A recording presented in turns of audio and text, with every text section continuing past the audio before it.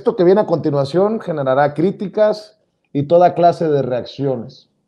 No es un secreto que hemos chocado, que nos hemos mentado la madre, que en algún momento nos llevábamos muy bien y que después literalmente nos escupimos en la cara.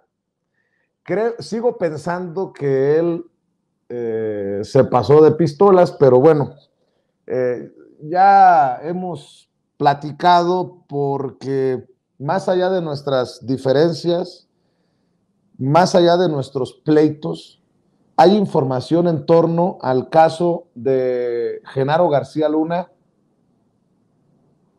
que debe de darse a conocer.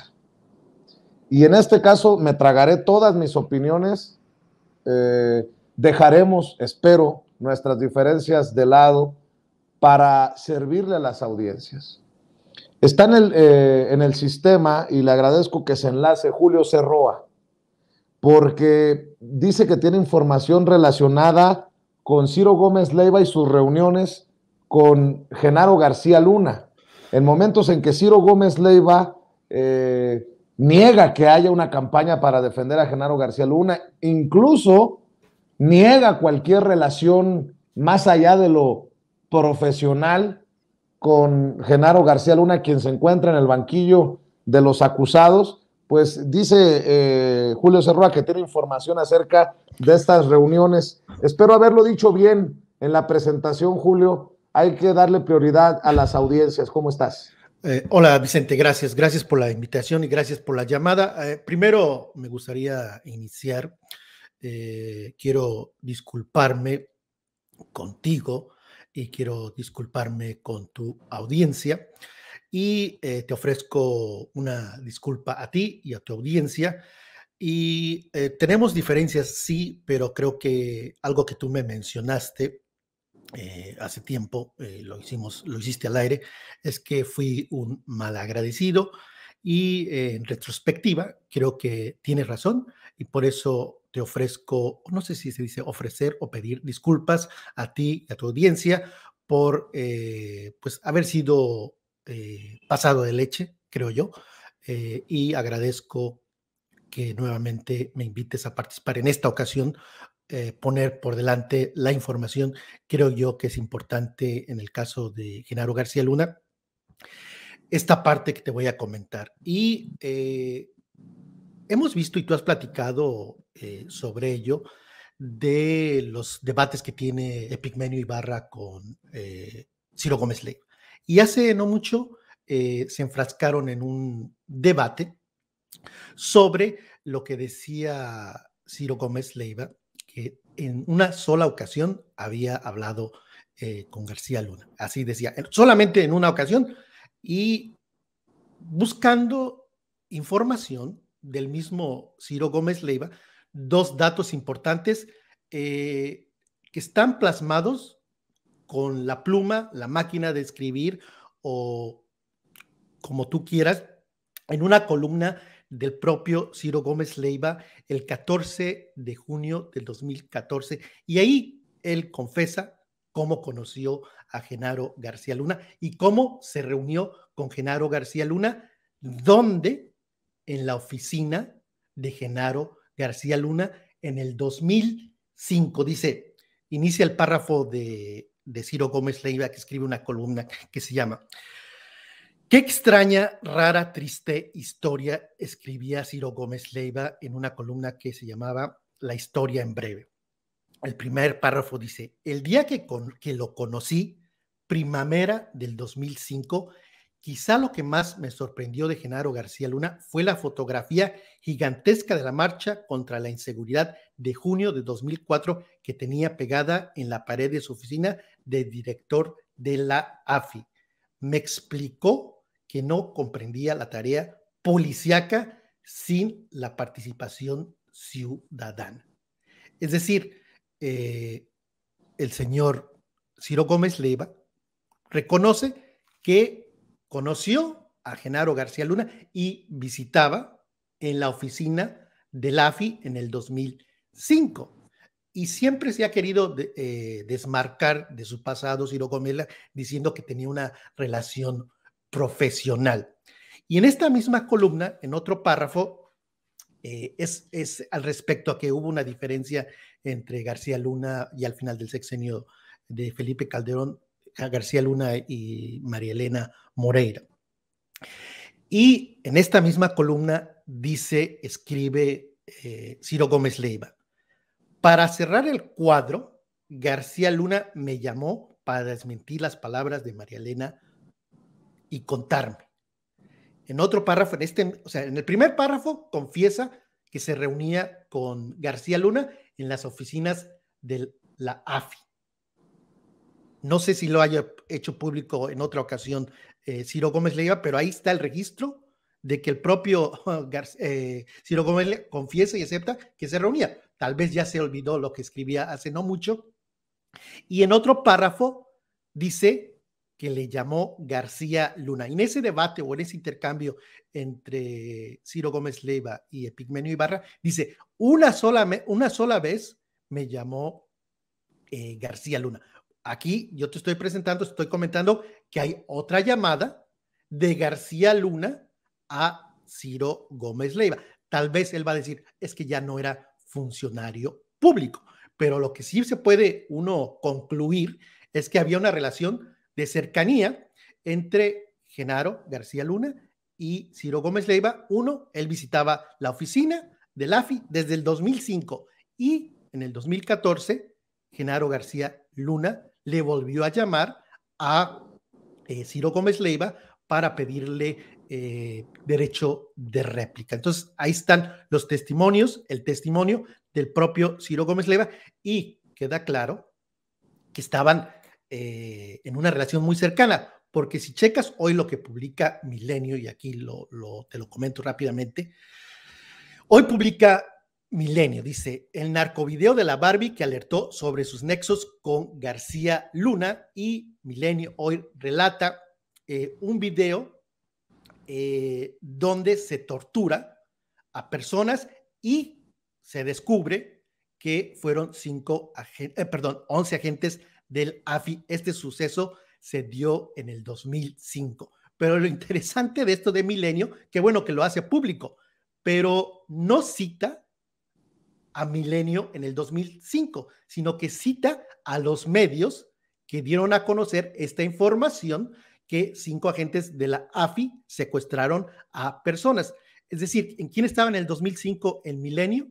Pues Ciro Gómez Leiva, y este texto de Milenio lo corrobora, que en esa época no tocaban a Genaro García Luna ni por error, y que había una relación muy, pero muy cercana entre Ciro y Genaro García Luna.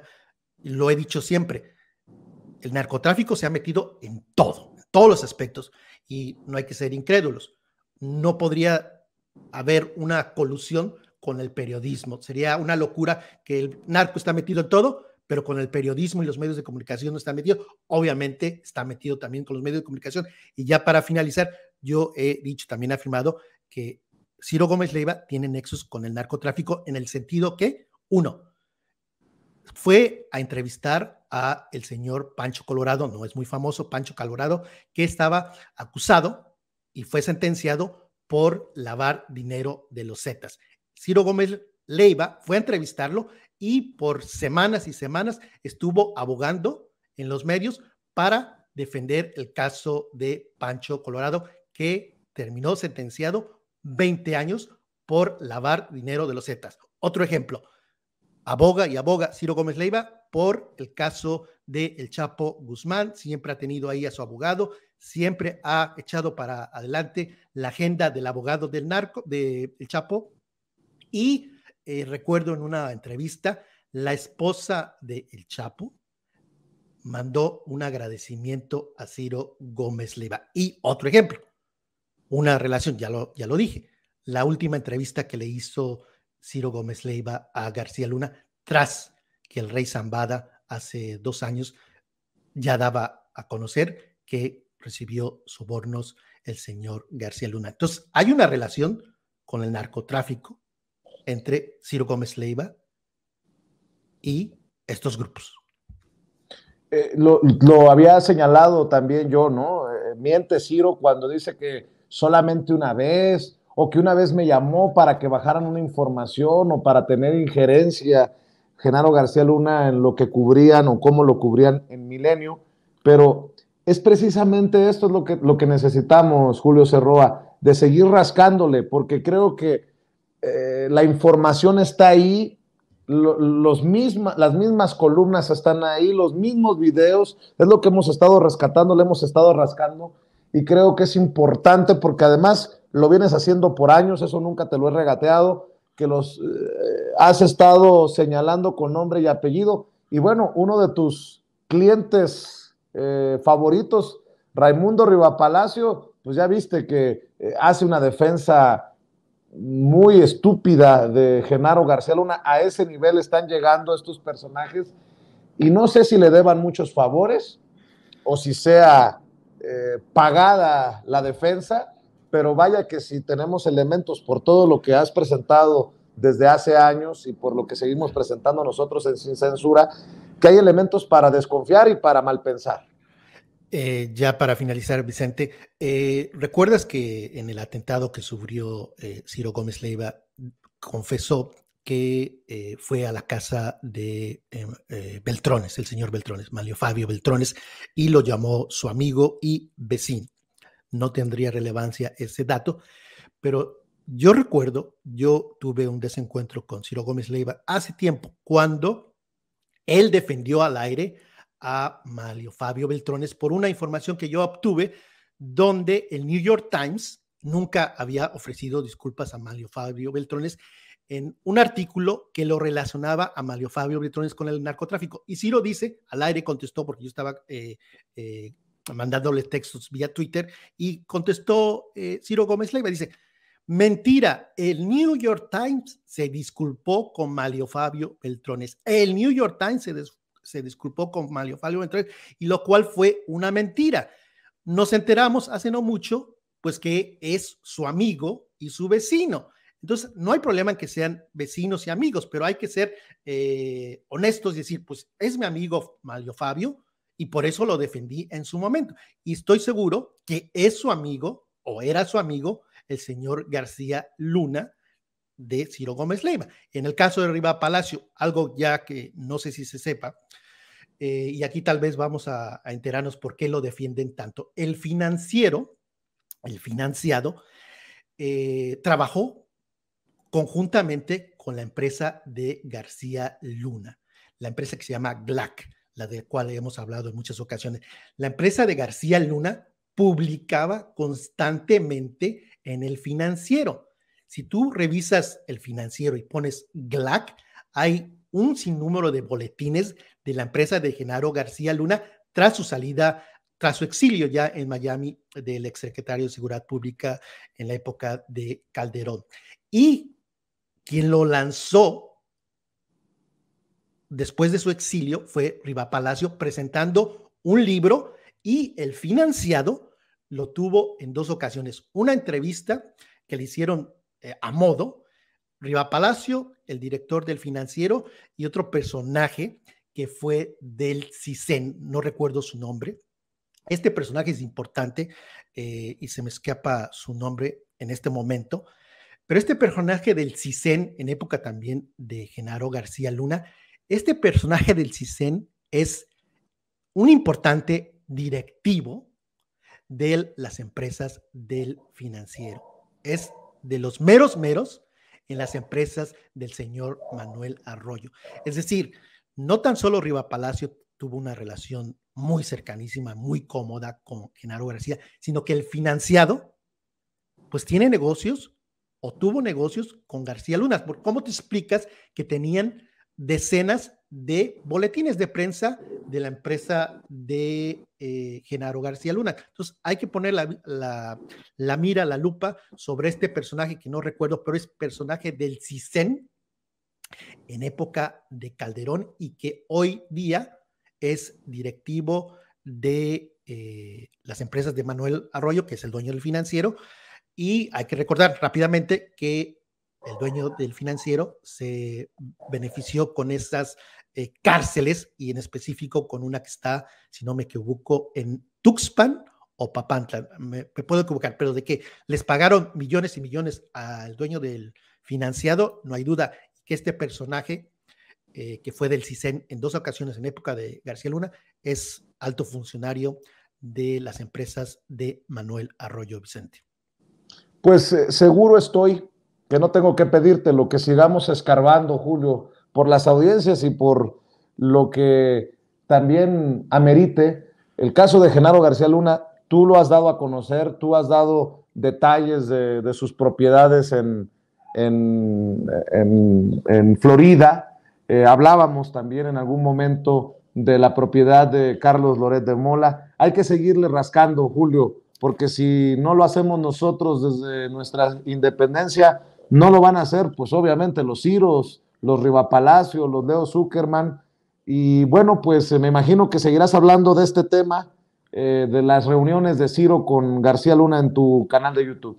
Así es, y hay que revisar la riqueza de los periodistas. Hay que ver si el señor López Dóriga, que no lo mencionamos en esta entrevista, pero el señor López Dóriga también tiene propiedades en el extranjero, el señor Krause también tiene propiedades en el extranjero, Ciro tiene propiedades. ¿Cómo se han hecho de tanto dinero?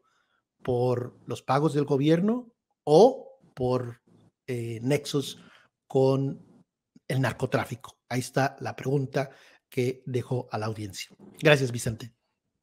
Pues ya lo saben, La Voz de Julio es el canal de YouTube de Julio Cerroa, y ojalá que nos des la sorpresa un día de estos con información de una de esas propiedades de los personajes de las vacas sagradas del periodismo mexicano, Julio. Y pues aquí, como te lo he dicho siempre, en público y en cortito, la última vez que conversamos fue hace unos días por WhatsApp. Más allá de Vicente Serrano, más allá de Julio Cerroa, lo más importante es la audiencia, y si esta información es relevante para la audiencia de Sin Censura, aquí siempre las puertas abiertas. Gracias, Vicente, y nuevamente ofrezco disculpas a ti y a tu audiencia. Gracias, Julio Cerroa, hablando con nosotros Sin Censura. Y mi querido Toño, pues vámonos, porque se nos están quemando los frijoles y luego se enoja Ceci, ya cuando le da hambre a Ceci se enoja, y don David dice, ya vámonos.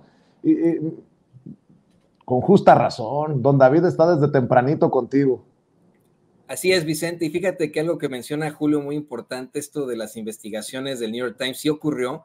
Hubo un artículo en 1998 que estaba muy, muy fuerte, que escribía Sam Dillon y Craig Pius, que decía, drug ties stink to Mexican governors, es decir, los nexos del narcotráfico manchan a dos gobernadores mexicanos. En aquel entonces, pues tú lo sabes perfectamente, Manlio Fabio Beltrones era gobernador de Sonora, si no me equivoco. Más adelante, en 2018, hicieron otro artículo, ya cuando Manlio Fabio era el director, el dirigente del Partido Revolucionario Institucional. Fear and Corruption Inquiry, former Mexico Party Chief moves to block arrest, que lo que se traduce en temiendo una investigación sobre corrupción, el ex dirigente del PRI, le ofrezco disculpas, se mueve para bloquear su arresto, ¿no? Entonces, por supuesto que en algún momento el New York Times hizo, pues vamos, documentación de algún tipo de vínculo de Manlio Fabio Beltrones con el crimen organizado, y pues eso exhibe a Ciro Gómez Leiva en todo caso, ¿no? Es lo más interesante de todo. Y bueno, me despido con ese comentario que era. Nos vemos en Sin Censura Nocturno, Toño. Tú regresas el lunes a las 6:30 de la mañana. Nosotros nos quedamos porque tenemos mucho que compartir, mucho contenido en nuestros canales.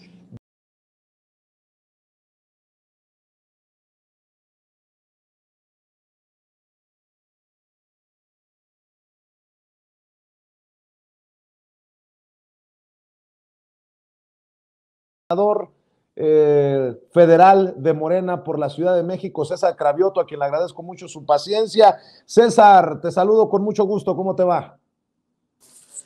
Bien, Vicente, ¿cómo estás tú? ¿Cómo estás? Bien, te agarré por ahí en tu oficina. ¿Dónde andas? Sí, estuve atendiendo a grupos de vecinos de la Gustavo Amadero, pero pues siempre esas reuniones se cuelgan porque la gente tiene muchas peticiones, pero ya estamos aquí en mi oficina. Claro que sí, te saludo con afecto como siempre y te pregunto cómo están las cosas, porque ya ves que andan pidiendo allá en la tienda de enfrente la remoción de Santiago Krill de la mesa directiva de la Cámara de Diputados. Acá en el Senado las cosas pues no están necesariamente mejores, una oposición que apuesta a tumbar el plan B de reforma electoral del presidente Andrés Manuel López Obrador. Creo que esa es la base de los jaloneos y seguirá siendo con la participación abierta, tristemente, del árbitro electoral con Ciro Murayama y Lorenzo Córdoba haciéndole el juego a la oposición. ¿Cómo están las cosas, César? No, bueno, primero eso ya no es un árbitro electoral, ya no tiene nada de árbitro, ya es un jugador. Ciro Murayama, Lorenzo Córdoba ya son jugadores de la derecha.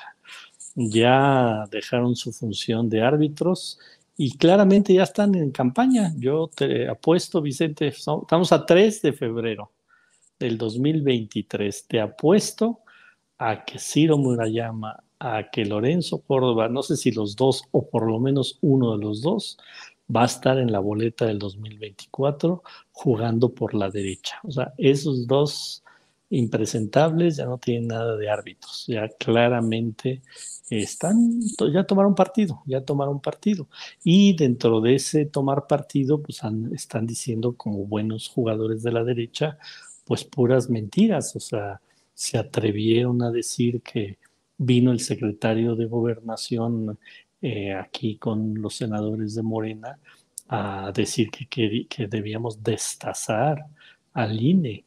Y ya les dijimos, yo como vocero del grupo parlamentario, el propio secretario de Gobernación ya desmintió eso y ellos siguen diciendo esas mentiras. Hasta Carmen Aristegui se compró su mentira y se echó el rollo de que queríamos destazar al INE.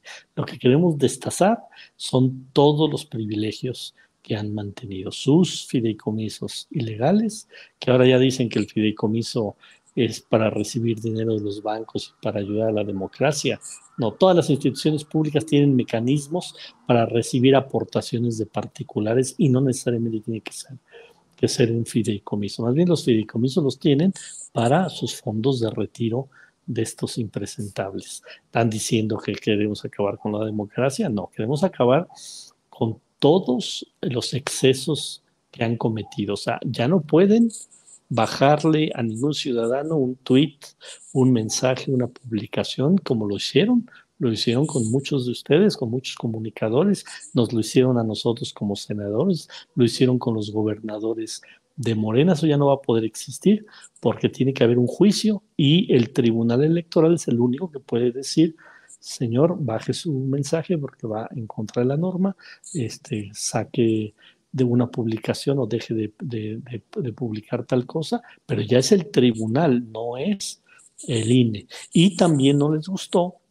que ya les quitamos esa facultad que se habían auto-otorgado de legislar. O sea, ya los señores ya se creían también legisladores, que dice, entre otras cosas, el plan B de la reforma electoral, que si hay un tema que no se ha legislado o que no está claro el sentido de una legislación, nos tienen que preguntar a los legisladores: oye, falta esto que legisla que para que pueda aplicar la legislación, pero ellos ya se habían atribuido hasta legislar.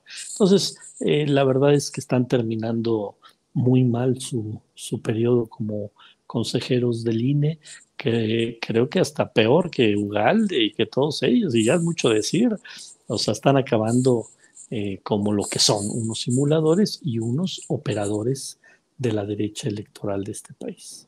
Debo admitir que el caso de Carmen Aristegui, que participa en la presentación del libro de Ciro Murayama y Lorenzo Córdoba, y que le da vuelo a esto de destazar, despanzurrar, y hasta hubo ahí risas por lo que dijo Carmen Aristegui en el evento, que por cierto estuvo ahí en ese evento Roberto Madrazo, Carlos Alarraqui, pura fichita, perdón, puro personaje honorable y respetable de la política mexicana.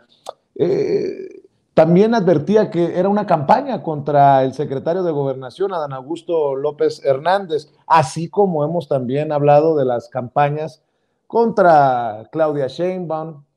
En fin, es son esfuerzos concatenados para el golpeteo por donde lo veas, César. Sí, sí. Bueno, aquí además del golpe al secretario de Gobernación, pues es un golpe a la reforma electoral, o sea, es un golpe a otra vez generar una percepción de que la reforma electoral es para afectar al Instituto Nacional Electoral y para desviar la atención de lo fundamental de la reforma, que es para fortalecer justamente la democracia, porque además ellos se la pasan diciendo que es una reforma al INE y no es una reforma al INE, es una reforma electoral donde gran parte del articulado de esta reforma no tiene nada que ver con el INE, tiene que ver con instrumentos democráticos y una parte sí tiene que ver con el INE y es lo que no les gusta que los toquemos. Pero bueno, ya van a dejar afortunadamente este periodo nefasto al frente del INE Lorenzo Córdoba y vuelvo a... No, te me escurriste, te estoy diciendo que te apuesto lo que quieras, Vicente Serrano, a que Ciro Murayama y o Lorenzo Córdoba no sé si los dos o uno de los dos va a estar en la boleta del 2024 por el Partido de la Derecha. ¿Aceptas mi apuesta o no, Vicente? No, pues es que yo también pienso como tú. También piensas como yo. Podemos apostar si van por Movimiento Ciudadano, por el PAN, hasta yo he pensado que si no van por una candidatura independiente o algo se les va a ocurrir. Algo, no, y no necesariamente a la presidencia, pero a diputaciones, a senadores, a algún otro, pero de que van a estar en la boleta uno o los dos, eso estoy seguro. Entonces ya están en campaña. Ya cada declaración de Lorenzo Córdoba, de Ciro Murayama, ya no la podemos leer como consejeros independientes del INE, como consejeros que no toman partido en el INE. Ya los tenemos que ver cada declaración de ellos como jugadores políticos que militan en la derecha. Es como un árbitro que deja de ser árbitro y se pone en la casaca de un equipo y busca meter goles a favor de ese equipo. Así ya están en este plan estos dos impresentables.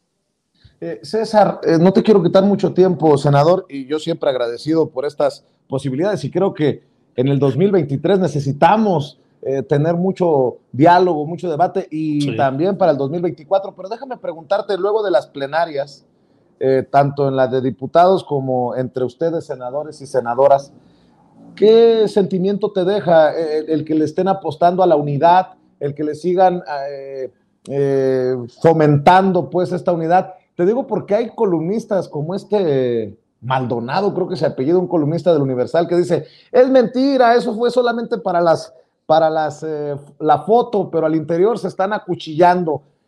Yo vi a un secretario de Gobernación, Adán Augusto López Hernández, a una jefa de gobierno, Claudia Sheinbaum, a un Mario Delgado, hablando de la unidad. La verdad, te soy sincero, no le puse mucha atención a Ricardo Monreal, que hoy fue exhibido, por cierto, por el presidente Andrés Manuel López Obrador, pero ¿cómo ves rumbo al 2024 este llamado a la unidad y si en determinado momento estaría en riesgo la unidad con lo que ves, con lo que escuchas?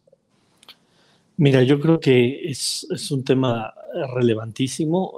Creo que todos los que estamos en el movimiento de la Cuarta Transformación, todo el obradorismo, todos los que estamos en Morena, más que ya ponerle atención a las mentiras de la derecha, tenemos que ponerle atención a tejer la unidad del partido. Es fundamental. O sea, vamos a ganar la elección del 2024 y lo único que podría dificultar este triunfo es que no haya unidad. De todos modos vamos a ganar la elección, eso que quede claro, vamos a ganar la elección del 2024.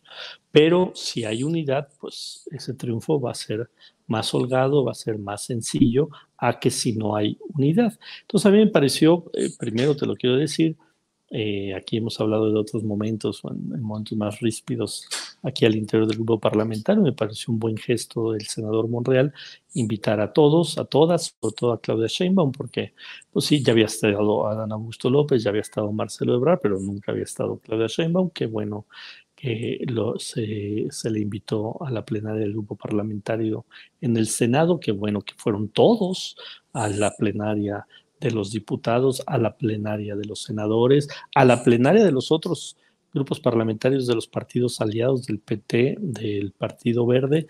Creo que fue extraordinario inicio del periodo para todos nosotros. Todavía ayer estuvo Gerardo Fernández Noroña con nosotros para cerrar, digamos, la pinza con los 5 que están, digamos, apuntados en este proceso de que se están dando a conocer al interior del país los compañeros que quieren tomar la estafeta del presidente López Obrador.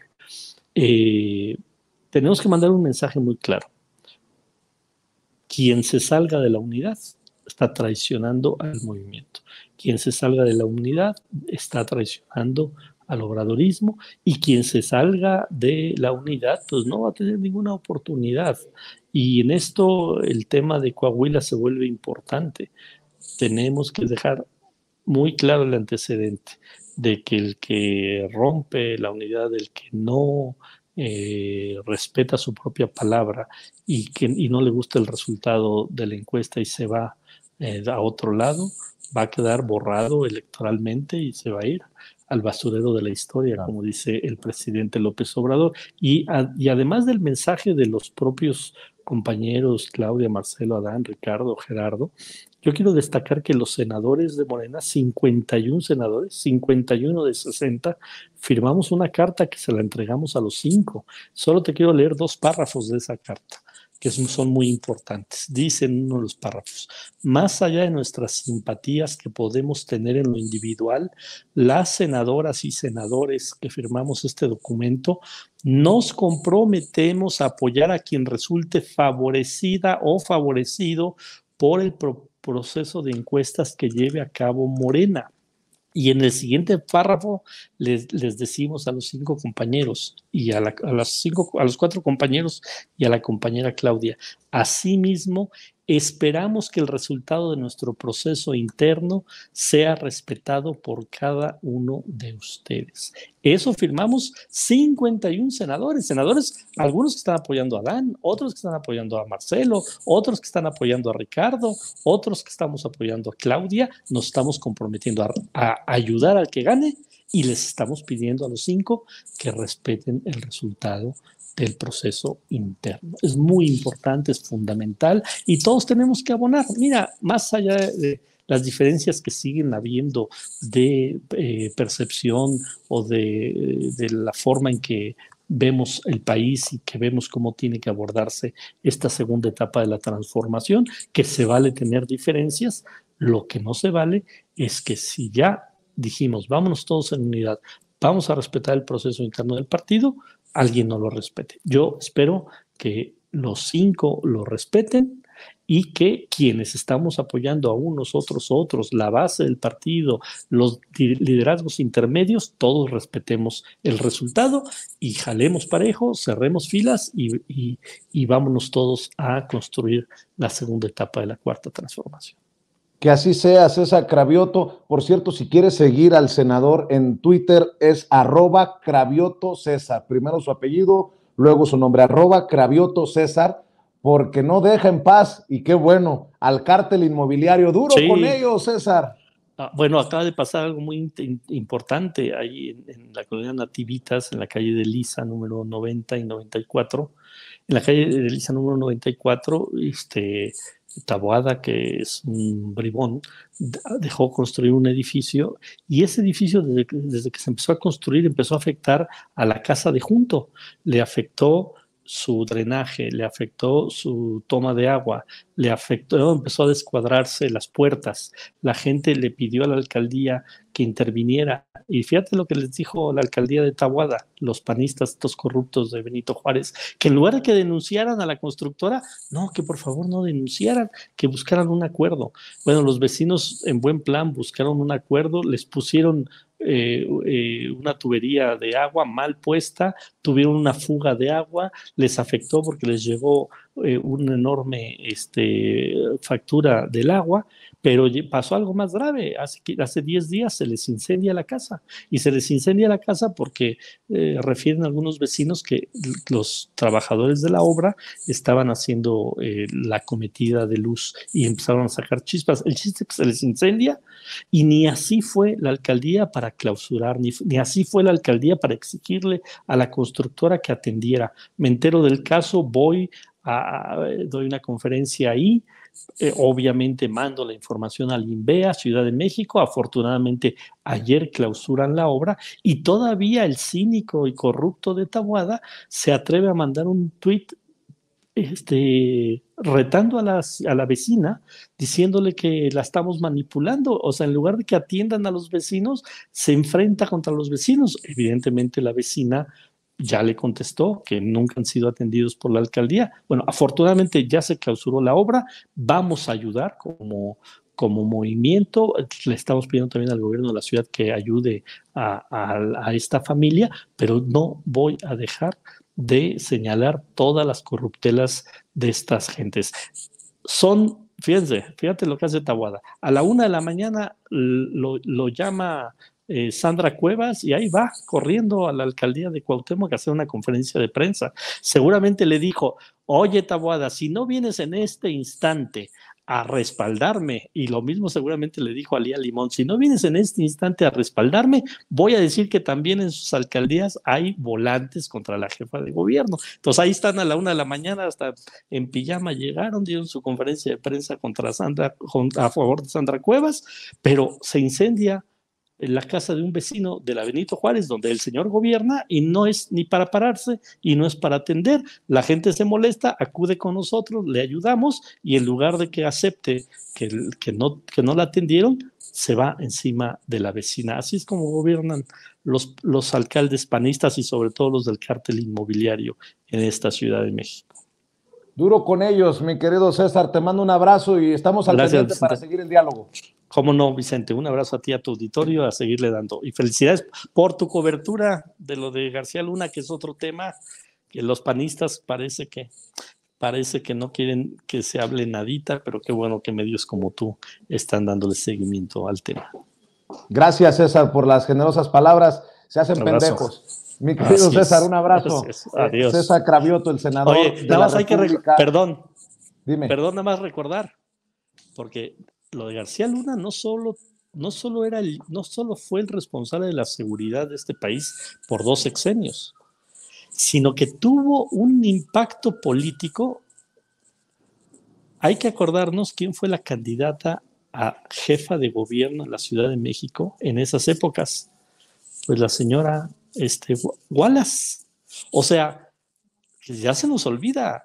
García Luna puso al candidato del PAN en la ciudad, a jefa de gobierno, que fue la señora Wallace. O sea, no solo fue el superpolicía en 2 sexenios, sino era un operador político del PAN. Y todos estos que ahora andan aquí pegándole todos los días al gobierno de la ciudad, al presidente de la República, le hicieron campaña a Wallace. Xóchitl Gálvez, Kenia López Ramadán, Jorge Romero, Taboada, todos ellos le hicieron campaña a Wallace, o sea, a la candidata de García Luna. Pues te mando un abrazo, César. Gracias. Seguiremos hablando de estas cosas. César Cravioto, senador de la República por la Ciudad de México, hablando con nosotros sin censura, obviamente de Morena. Y déjenme, amigos, amigas, regresamos en breve, pero mientras seguimos hablando sin pelos en la lengua, sin censura, usted puede suscribirse a nuestros 3 principales canales en YouTube.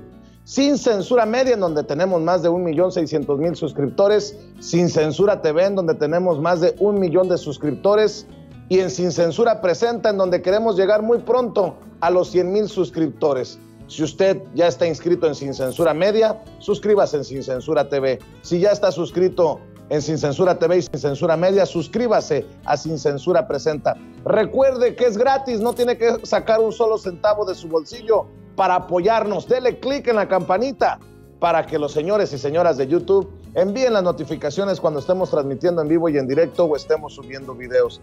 También nos puede seguir en Twitter en @_Vicente Serrano y hasta en Instagram. Ojo, también estamos en Instagram. Son nuestras redes sociales y con el apoyo de ustedes seguimos creciendo, porque con ustedes todo, sin ustedes nada.